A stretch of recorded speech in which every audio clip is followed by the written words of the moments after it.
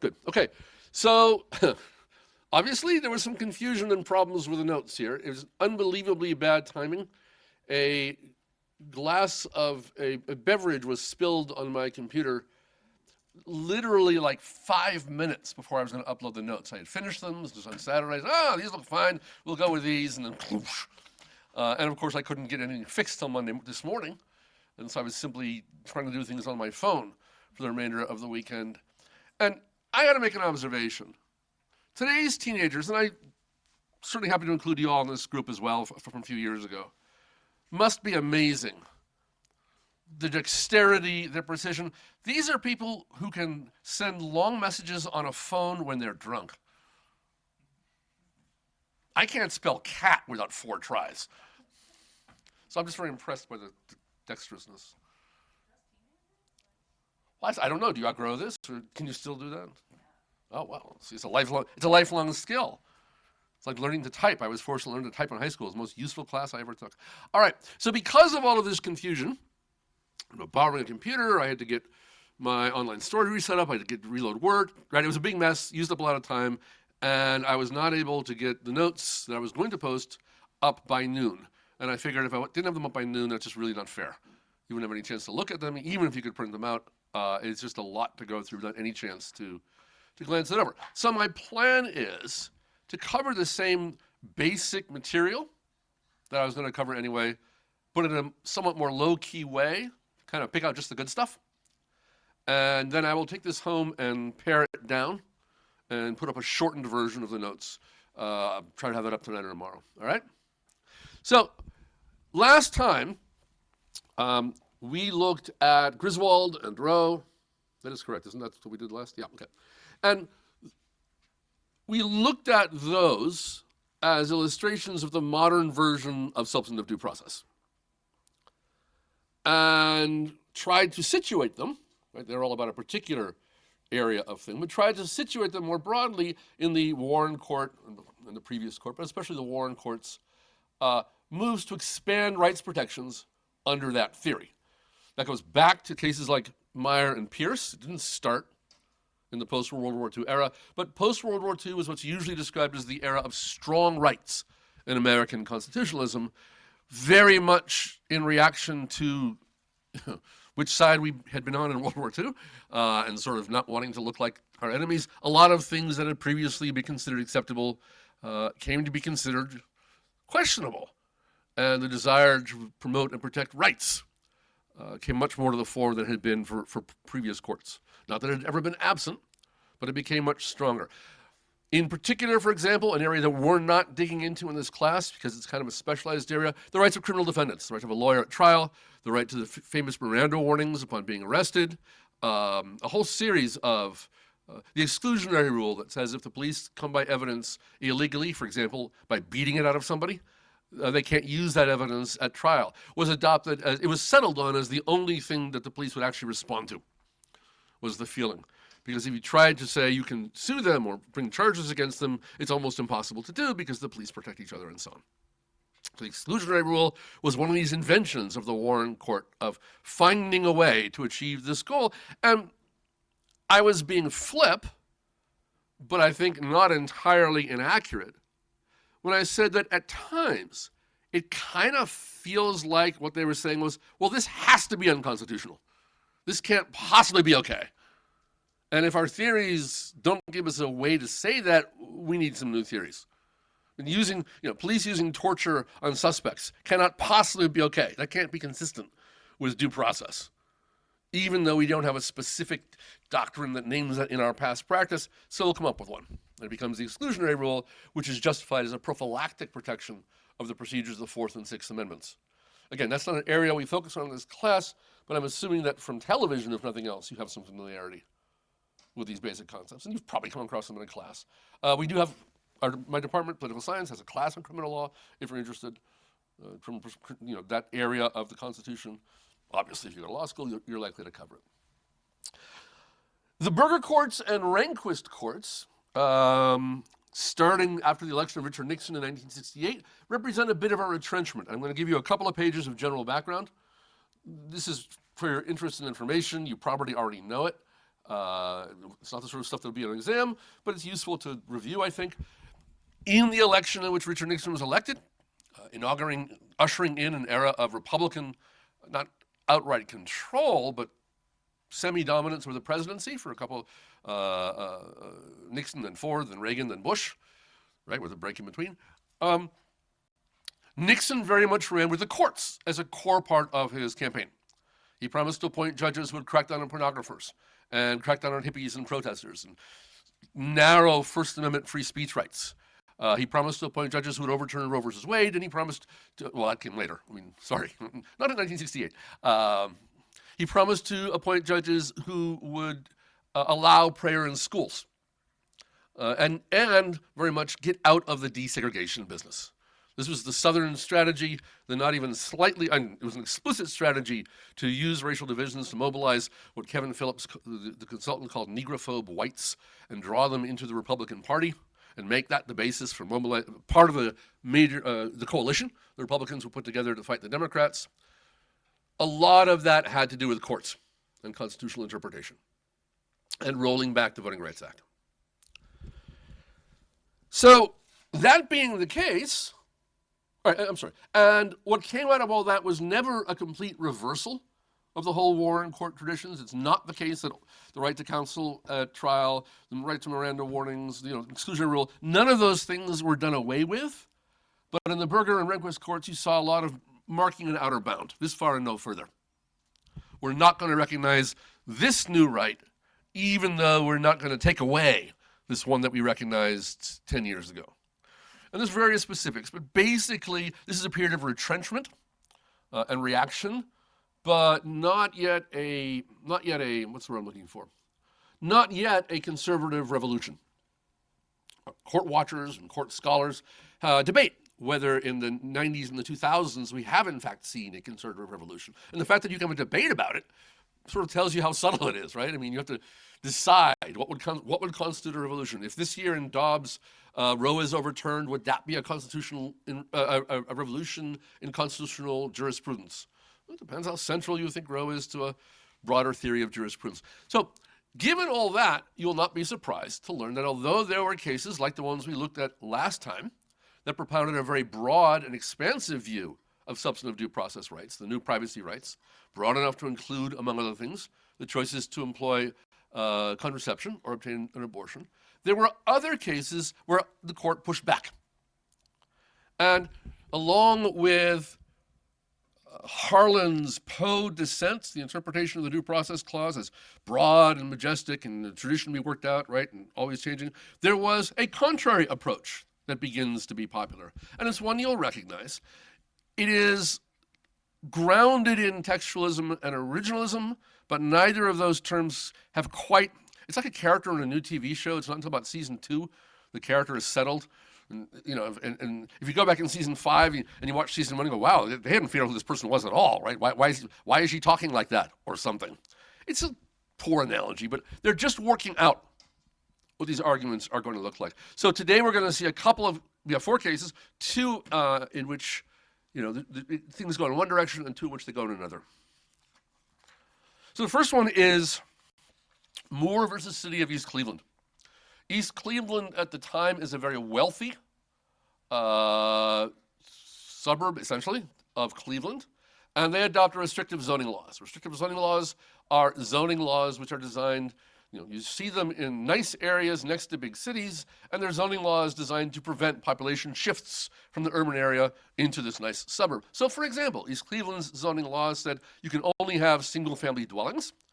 Each dwelling has to be in a lot of a certain minimum size, right? So you can't build apartments and you can't build row houses. This is welcome to America's urban housing shortage. And cities like, no, I will not go down that rabbit hole. It's too easy. If anybody wants to hear me rant after class, I'll happily explain to you. It's everybody's fault is the nice thing about this one. And it's a disaster, the housing shortage, I mean. So East Cleveland adopts this restrictive zoning ordinance. One of the things that is mentioned in passing by Brennan in the excerpt, everybody knows what this zoning law is intended to do. It's intended to keep East Cleveland white.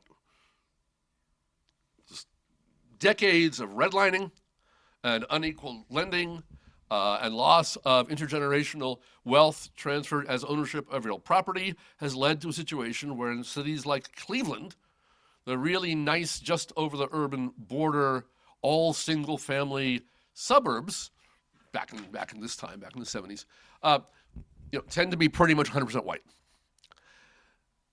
It is not, but see, this is what's interesting. Just like there was no reference to the obvious role of the Catholic Church in the efforts to ban contraception in Massachusetts and Connecticut, even though everybody knew what the story was about, there's no mention in Moore of this everybody knows thing.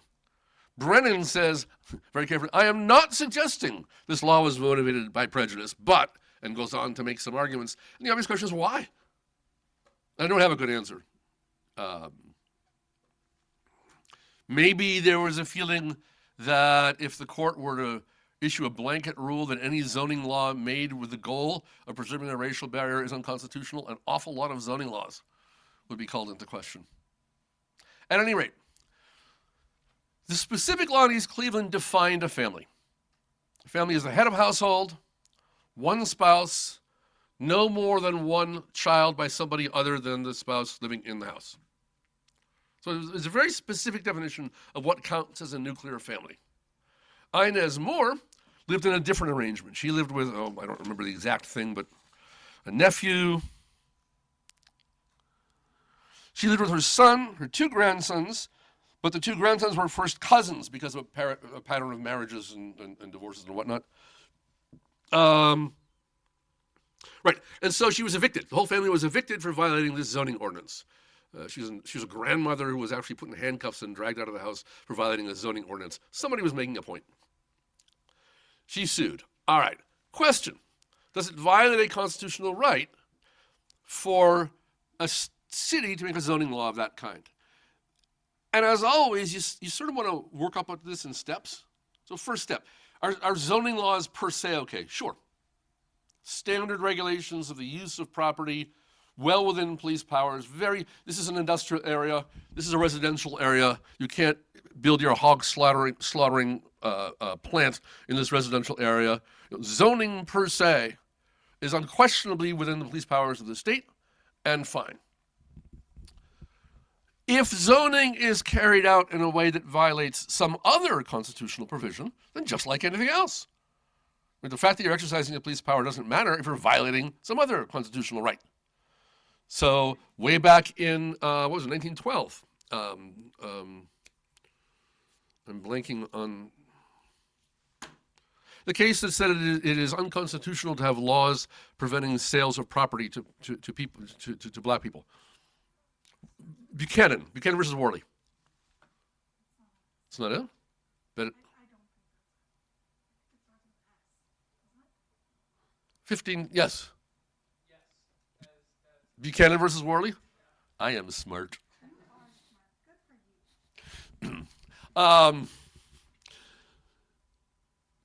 So obviously the zoning law could be unconstitutional, could be racially discriminatory. Obviously zoning law, well not obviously, but I'm telling you, it could be just fine. It's a very standard sort of thing. What about this one? And the majority concludes that this one is no good, this law. But not because, as everybody knows, the motivation here is to exclude racial minorities, but rather because dictating what's a family is going too far. This is more of that Harlan, Warren Court approach that says there are places the state may not go. This is a rejection of the totalitarian state. The government doesn't get to tell me what counts as my family. And Powell writes the opinion, it's 6-3. And he says, he goes through some of the kind of standard things. Historically, of course, we have lots of rules about regulating family and house living and living in houses, but this one is different. Why is this one different? Well, here's one way it's a problem. He says, if you look at the justification East Cleveland presented, it makes no sense. East Cleveland said, we have this rule because we're trying to prevent overcrowding. As Powell says, the ordinance would permit a grandmother to live with a single dependent son and children, even if his school-age children number a dozen. It's nothing to do with crowding. The degree of relationship doesn't tell you how many people there are. If you're allowed to have a dozen brothers and sisters, but not two cousins, then crowding is not what you're worried about. You might be worried about something else, and it might even be legitimate, but that's not it. In other words, it's a pretext. East Cleveland's justification was a pretext, says Powell. And once the court starts to find pretextual justifications being offered for a law, it tends to make them suspicious. Well, the city says grandparents are different from parents. I mean, look, we're not saying parents can't live with their children, but, even if we're going to agree with you that parents have a right to live with their children, that doesn't mean grandparents have a right to live with their grandchildren. Powell's response is, and this is going to become important, all right, so our question here is how far the state can go to regulate the form of a family. That's the way he's phrasing the question, right? They're not saying we'll put you in jail from the wrong kind of family, but we won't let you live in our town. So it's pretty restrictive. The way we should think about that question, that kind of question, says Powell, is ask why we care about that in the first place. Unless we close our eyes to the basic reason why certain rights associated with the family have been accorded shelter under the 14th Amendment's Due Process Clause, we cannot avoid applying the force and rationale of those precedents to the family choice involved in this case. We don't have, he says, a case specifically about grandparents wanting to live with two grandchildren who are cousins to one another. We don't have that exact fact pattern in a precedent. But what we need to do is ask why in Pierce, with the parents getting to decide what kind of school their kid went to, or why in Meyer, with the parents getting to decide whether their kids were taught in German or in English, or why in Griswold when we talked about the sacred precincts of the marital bedroom. What's the reasoning behind all that stuff, and does it apply here? And so Powell is saying, right, you want to reason about rights questions in a purposive, goal-driven kind of way. Why do we recognize a certain set of rights? And once you've asked that question, you can ask, does this other asserted right fit? So I say the right to free speech also includes the right to carry a picket sign. And the court says, why, yes, it does. Great. 2 weeks later, I show up in court saying, well, if the right of free speech also includes carrying a picket sign, then it includes my painting messages on the side of my car. And Powell says, well, if you want to answer that question, think about why you accepted the picket sign, and then think about if it applies here. There's a reason I'm pressing it. I mean, I know this is a pretty simple principle, and I seem to be putting a lot of weight on it, because we're about to hear a different approach, a very different approach. He has the usual language, yes, Lochner was bad, we have to be careful not to do that again, we're not going back to that. That's not what we're doing here. And then listen to his discussion of the idea of standardization in Pierce, right? The state may not standardize its children. Remember that bit? Pierce struck down an Oregon law requiring all children to attend the state's public schools, holding that the Constitution, this is a quotation, excludes any general power in the state to standardize its citizens by forcing them to accept instruction from public teachers only. By the same token, the Constitution prevents East Cleveland from standardizing its children and its adults by forcing all to live in certain narrowly defined family patterns. And that's the argument. So the line, the thread that connects East Cleveland versus Moore back to Pierce versus Society of Sisters is that it's not up to the state to tell me what my children should think like or live like or grow up like under this banner of standardization, but really very much it's a theory of privacy, places where the state may not go. It's not up to the state to interfere in the relationship between parents and children, unless what? Right? Unless it's criminal abuse. You draw an outer bound. If you beat your children, the state may intervene. I got a guy here looking shocked. You didn't know that you could get arrested for beating your children? Today, in fact. Today. So yes. That's why I was surprised you looked so shocked. All right. There are other opinions. Brennan concurs. He just makes the point that there are lots of extended families in America.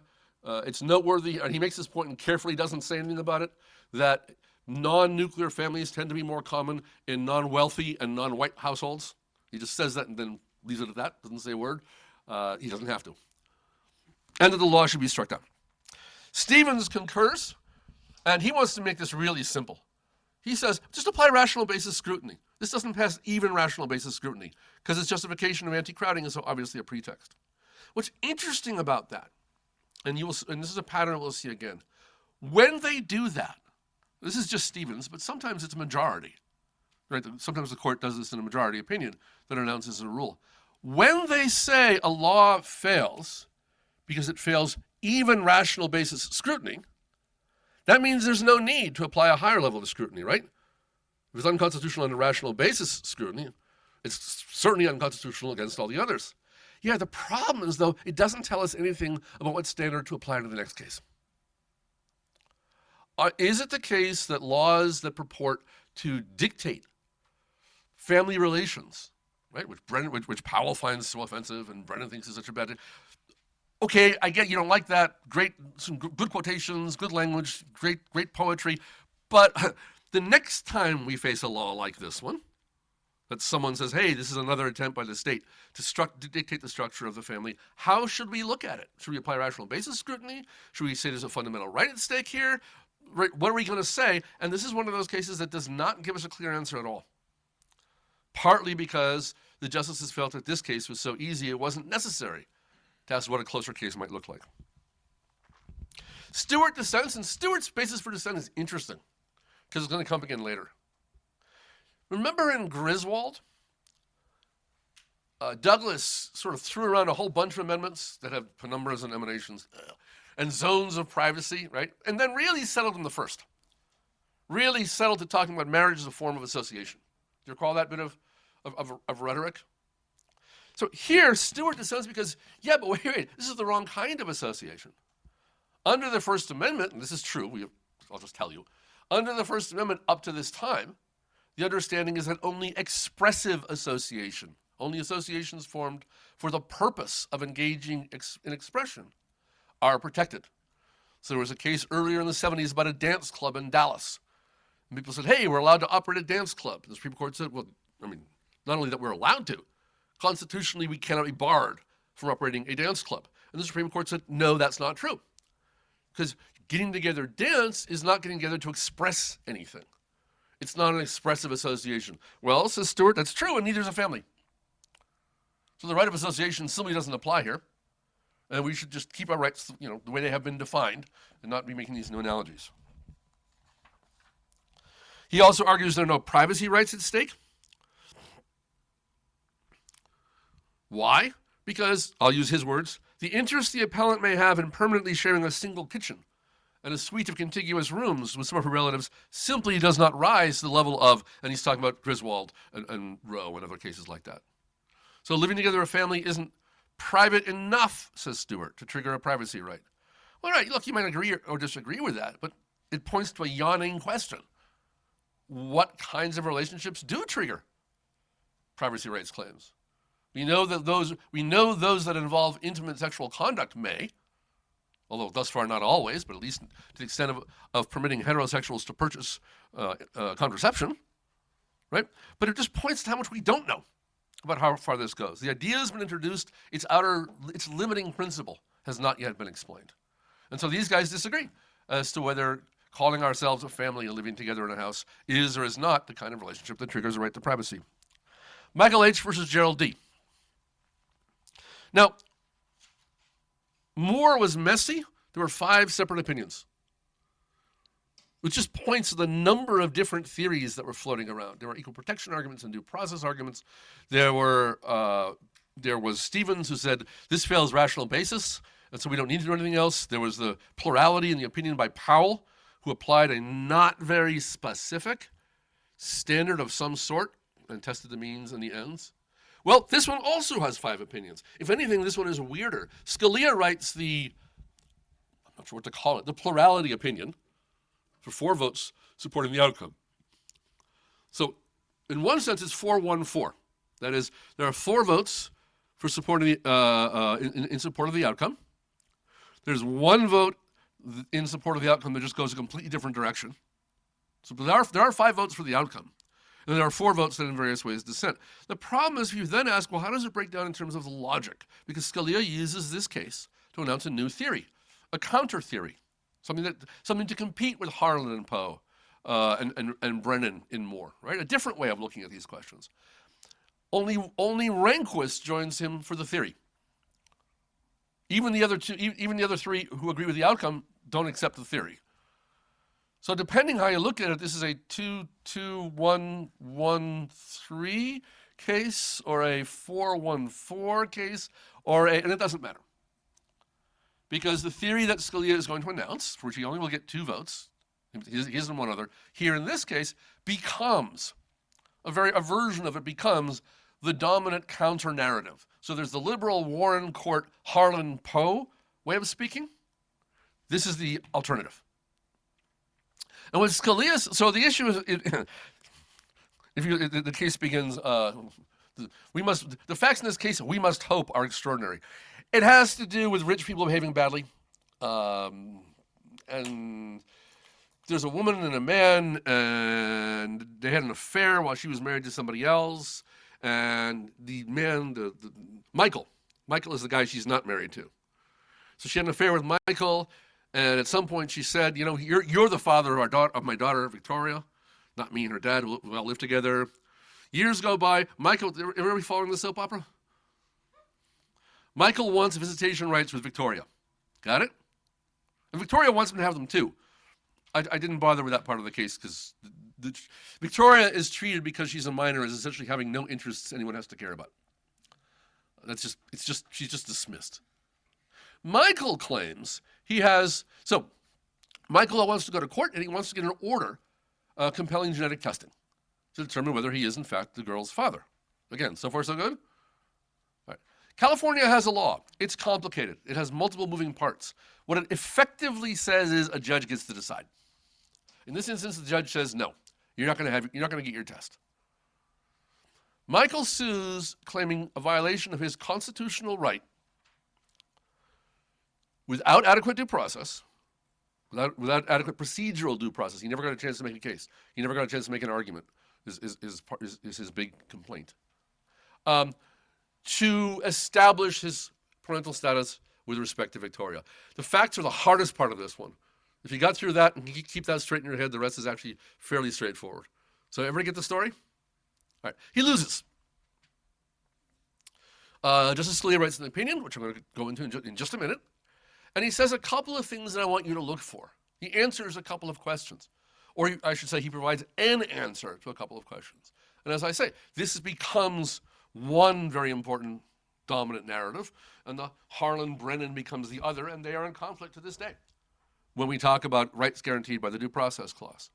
So one, do you remember when we first looked at Palco, which started out as a test for incorporation, but its language just got borrowed and used as a test for finding fundamental rights? And Palco talked about essential to ordered liberty, and other times we heard phrases like fundamental rights, or, right? That was one piece, and deeply rooted in our traditions. And one question was, in order to be recognized as a right protected by the Due Process Clause, does an asserted right have to pass both those tests, or only one of them? Notice the shift. It's not a test for the law, like a means-ends test. It's a test for the right. The burden is being placed on the people asserting the right. Now, you can see why that sort of has to happen. Right? Once a right is found, assume for a moment a substantive due process right is determined to exist. That triggers strict scrutiny. And strict scrutiny puts the burden on the state. But who has the burden of getting you there in the first place? And you can go either way on that one. You can go lots of different ways. Scalia is going to say the burden is on the person asserting the right, and both of those tests have to be satisfied. It has to be both essential to liberty and deeply rooted in our traditions. Second point to watch out for, and this is what this case is really all about, specificity. How specifically will we name the right that is at issue? I sort of made an analogy before with the speech thing and the sign and the painting on the car, right? Or is there specifically a case about a grandmother living with two cousins and an intervening, how specific a right do we have to find? And Scalia is going to say, in order to find a right, a substantive right secured by the Due Process Clause, it is necessary to discover with the greatest degree of specificity possible that specific right has traditionally been protected in our system.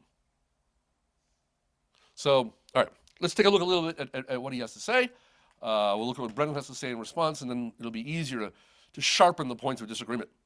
And again, both of these are very, very much part of current discourse, both of these approaches.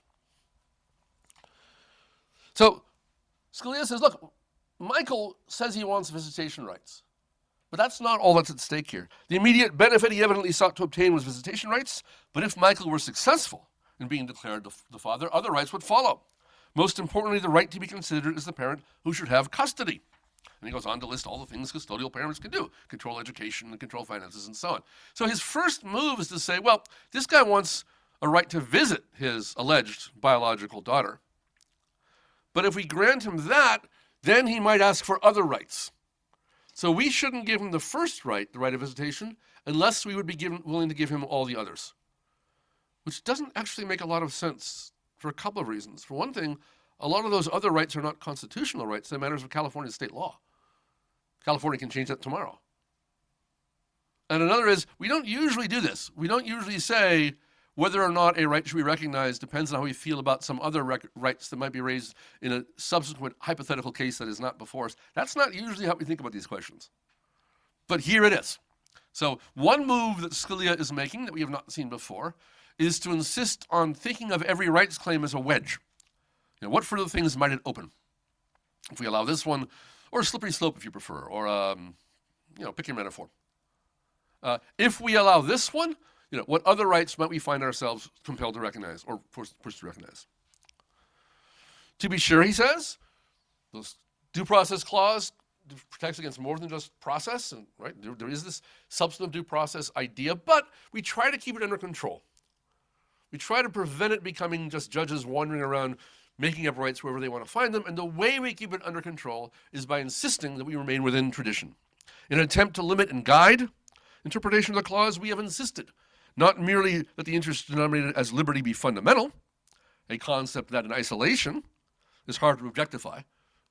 He didn't actually mean objectify here, but to treat objectively, right? If we just say, is it a fundamental right? That's kind of a judgment call. It's kind of an opinion, values call, right? You and I can just disagree as to what's a fundamental right. Says Scalia, but also that be an interest traditionally protected by our society. So it is that the appeal to history and tradition is objective. And it will control the danger of returning to the bad days of Lochner, when the court went around finding rights that were highly disruptive and ultimately politically delegitimizing for the institution. So the question, says Scalia, thus the legal issue reduces to whether the relationship between persons in the situation of Michael and Victoria, that's the alleged biological father and the alleged biological child, who lives with other parents, has been treated as a protected family unit under the historic practices of our society. That's an odd way of phrasing that. The question was, does someone have a right to a determination of whether they're a biological parent? At least that's the question, the way the lower court heard it. Justice Scalia has turned this into the question of, well, would we recognize the relationship between those two particular individuals as fitting the term family? And if not, anything we have said about the idea of family simply doesn't apply here. It's a more formalistic, category-driven approach, rather than Brennan's purpose-vision approach. Remember, Powell's purpose-driven approach. Powell said, if we're not sure whether a newly asserted right fits, we ask, well, what was the purpose behind our recognizing of related rights, and does it fit here? Or are they different in some important way? Notice, says Scalia, it has to fit the description. Well, he says, if you look at historic sources, the answer is no. And he cites sources from 1569, Bracton's Commentaries on the English Common Law, and 1836, Common Law of Adultery and Bastardy, 1826, 1882, and 1957. I'm sorry, there's no other way to describe it. These are cherry-picked historical sources, one of which is very important. Bracton is a very big deal. And I have no idea what other sources might say, but you just look at this list of 5 things picked up across 300 years, say, okay, someone told the clerk, go find me 5 citations that will support this position. But anyway, but on the other hand, I do not doubt that in the common law tradition from the 16th century up through the 19th century, there was a strong policy in presuming legitimacy and a great fear of illegitimacy and its effect on families and people's futures. That seems perfectly sensible. But remember, right, one of the questions for historicists is the difference between an originalist and a historicist. An historicist says, or an interpretivist says, we look to history to be informed, but we're not necessarily bound by it. An originalist says, no, we're bound by historical practice, right? We have no choice but to follow it. That's what Tawney said. I might not think this way, but I have no choice but to rule in the manner that the people who were alive in 1787 would have, right? Okay. One question is, where do you look? Is 1569 a relevant point in history to look to determine American legal practices? It might be. The challenge here is that phrase, deeply rooted in our tradition, isn't actually an originalist principle at all. It's just a basic conservative principle. Things should not change. Things we have a long, deeply rooted tradition of recognizing, we should continue to recognize.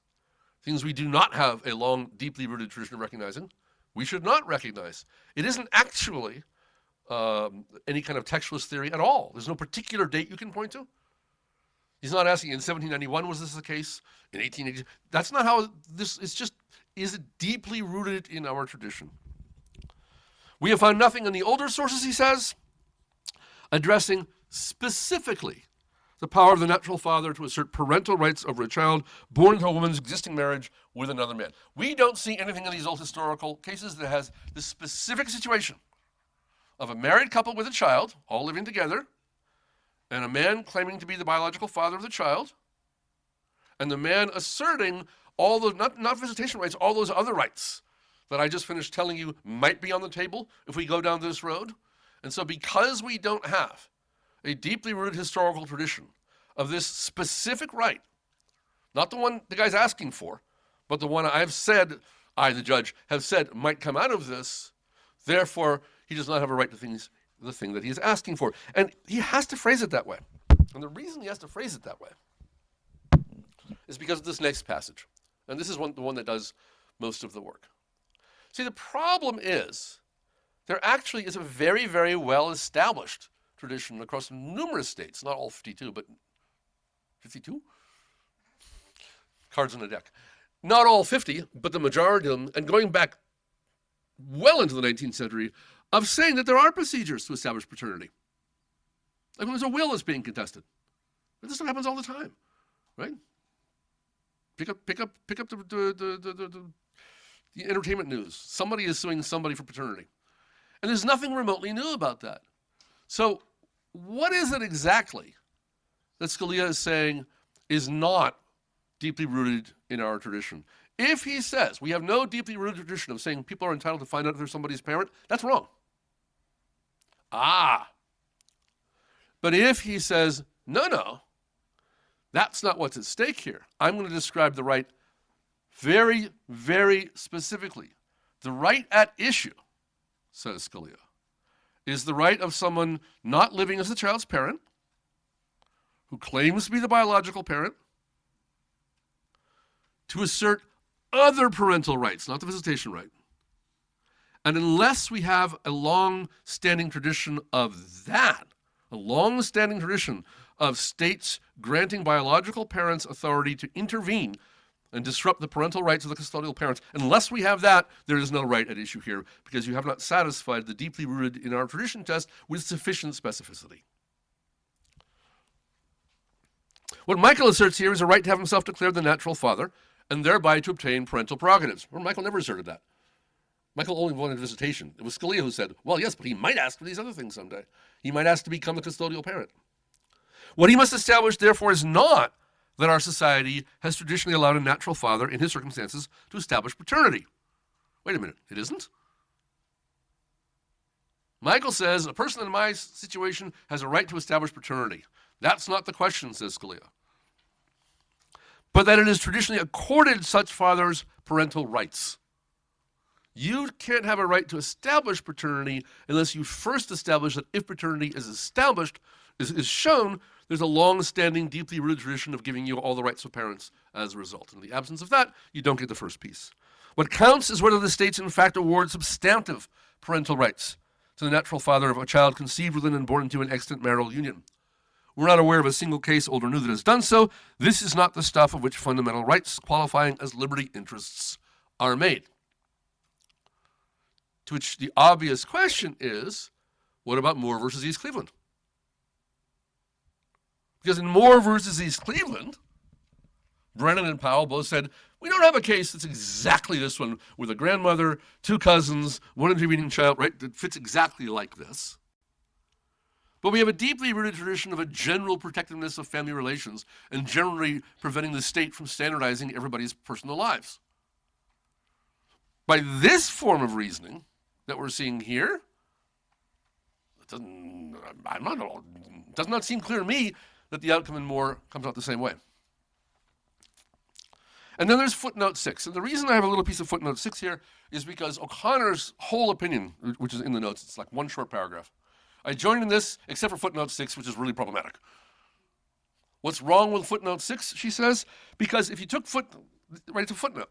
If you take this footnote seriously, it would wipe out lots of precedents like Eisenstadt and Griswold and Roe. On occasion, this is from O'Connor's opinion, talking about the footnote. I'll come back to the footnote in a second and tell you what it says. On occasion, says O'Connor, the court has characterized relevant traditions protecting asserted rights at levels of generality that might not be the most specific level. I would not foreclose the unanticipated by prior imposition of a single mode of historical analysis. I'm not willing to go with Scalia and say there's only one proper way to do this analysis, and it's the one that is the most specific, et cetera, et cetera. I'm not willing to go that far because I fear it would require us to overturn a lot of rulings we've made recently that we don't want to overturn. All right, what's the method? We've already got to look at it, but in the footnotes, Scalia kind of spells it out more effectively, frankly. Justice Brennan criticizes our methodology in using historic traditions specifically relating to the rights of an adulterous natural father, rather than inquiring more generally whether parenthood is an interest that historically has received our attention, right? That's the fight.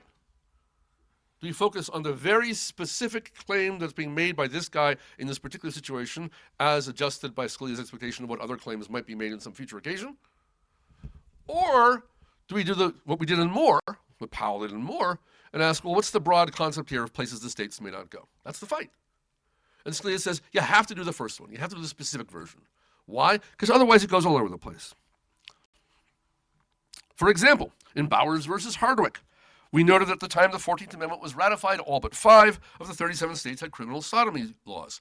Bowers versus Hardwick is the case in the middle 80s, I think it's 86 or 85, that says it is constitutionally permissible for states to make it a crime to engage in non-procreative sexual acts.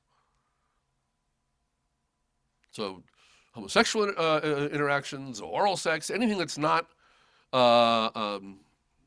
heterosexual and procreative and approved of by, leave it at that, can be made a crime.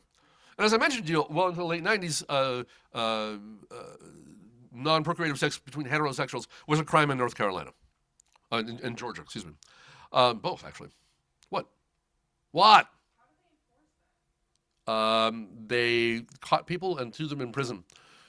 They were serving a warrant on a gambling claim, kicked open the wrong door, found two guys engaged in an embrace, and dragged them off to prison. That's how you enforce that. And remember, if the crime, just as in Griswold, if the crime is on the books, that means you have a reason to suspect it's being committed. You can get a warrant. You can have investigation. You enforce it the same way you enforce any law. All laws involve this kind of enforcement. If they're against things you can do inside your house. Right? So his point was, we looked at that specifically.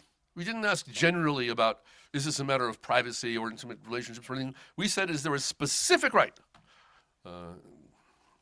If we get to that case, in fact, it's even more than that. The law as written did not say that it only applied to homosexuals, but in the opinions, the majority said, we're only going to consider that question because that's the specific right that's at issue here, not the more general right of people to engage in intimate conduct. So it's the same theory of specificity, and Scalia is quite correct to point to that case as a precedent for this approach. We will see, is that specific right deeply rooted in our traditions or not? We refer to the most specific level at which a relevant tradition protecting or denying protection to the asserted right can be identified. Right? And why do we do this, says Scalia? Because otherwise, tradition is not a good guide. After all, in this case, both Brennan and O'Connor appeal to tradition. And they both come up with answers that are different from Scalia's. So appealing to tradition can get at least 3 different answers. And in order to avoid that happening, says Scalia, you need a version of appealing tradition to tradition that will be determinative. And the way you get that is by focusing on the most specific possible definition of the right and asking whether that specifically described activity has been traditionally regarded as protected. Brennan disagrees. He says this is a false objectivity. Determining tradition is no more an objective question than determining what's a fundamental right. How long does the tradition have to have existed? Can it change? Do traditions ever become obsolete? If the reasons make no sense anymore. The reasons for these legitimacy laws was that historically there was no certain way to determine parentage. That's not true anymore. There are trivial, inexpensive ways to determine parentage. That being the case, if the reason no longer exists, do we keep the tradition? And Scalia's answer is yes, because this whole reasons thing is the Brennan, Powell, Harlan way of thinking about the question. And Scalia's test is much more formalistic than that. Can you satisfy this precise test as laid out?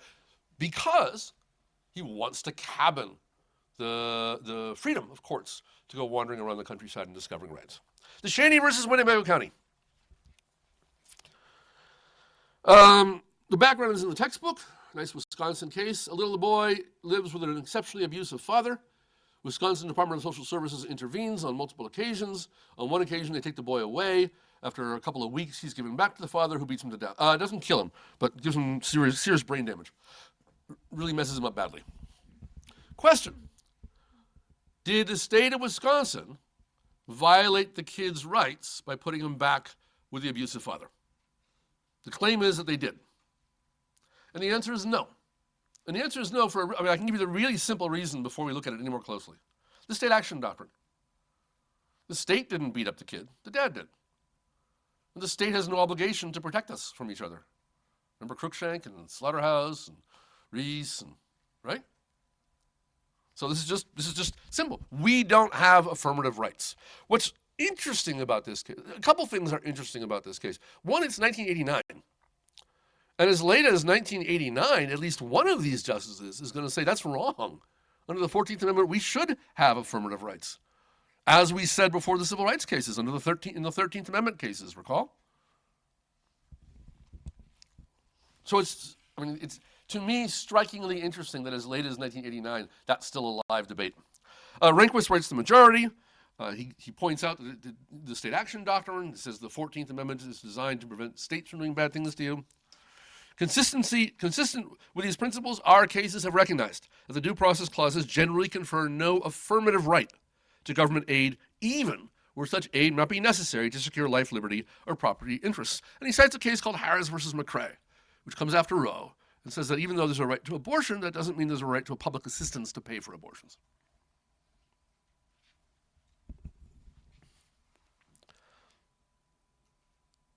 And here's a quotation from that case. Although the liberty protected by the Due Process Clause affords protection against unwarranted government interference, it does not confer an entitlement to such aid as may be necessary to realize all the advantages of that freedom. You recall, that's exactly the argument. Rehnquist is here rejecting exactly the argument that was made under the 13th Amendment and in the civil rights cases dissent, the other Harlan. So it's still the same question. The only exception is in a special relationship when someone's being held in prison, for example, then the government has an obligation to feed them and prevent them from freezing to death. And that's pretty much it. And then Rehnquist ends with, it's kind of notorious. Well, if you don't like the case, this next quotation is notorious. If you do like it, presumably not. While the state may have been aware of the dangers that Joshua faced in the free world, some people find it objectionable to refer to an abused 6-year-old as out in the free world. It just seems like an odd way of describing the situation. Nor did it do anything to render him any more vulnerable to them. The state once took temporary custody of Joshua does not alter the analysis. When it returned him to his father's custody, it placed him in no worse position than in that which he had been had it not acted at all. Brennan dissents, and his dissent is based on that point. He says, wait, that's not true. There are at least two ways the state's action may have made Joshua's situation much worse. One, by setting up a system with mandated reporters and a special agency whose role is to take care of these things, right? And specified relationships with law enforcement and all the apparatus that exists in that system. By setting up that system, you displace anybody else doing anything. Not only is it the case that people are less likely to take action to intervene in a case of abuse, given that they know there are these state offices, it can be illegal. It can be interference with the state offices doing their job. So number one, says Brennan, maybe you want to say the states have no obligation to provide a service, fine, but if they go into the service providing business, so if they have a fire department, says Brennan, then the fire department has to put out fires. If there were no fire department, maybe we'd have a volunteer bucket brigade. But if you have a fire department and the house is on fire and they say, we don't feel like putting that out, in Brennan's view, that violates as affirmative rights that are secured under the Due Process Clause. It's a minority view here, but yet again, it's 5-4. The second way, of course, which Wisconsin may have made Joshua's life worse, is when they took him away and put him back again. And if you've ever spent time, I used to be a prosecutor, if you ever spend time with people who deal with cases like this, intervention by the state can very often cause an abuser to become more violent rather than less. Now, those are both very fact-specific kind of policy-driven arguments about behavioral economics, more or less, or behaviors in general. What role should those kind of things have in a constitutional adjudication? Brennan wants the determination of what the state's obligations are to be very fact-specific and condition-sensitive. Broad principles, particular facts. Scalia wants narrowly defined principles in order to prevent the courts from going amok. Right? And the broadest possible, and to be concerned with the broadest possible implications that might be claimed, as in Michael H. What if he now claims something else? All right, so it's a very different approach, and you can see them both at work at the same time. Washington versus Glucksberg, 1997.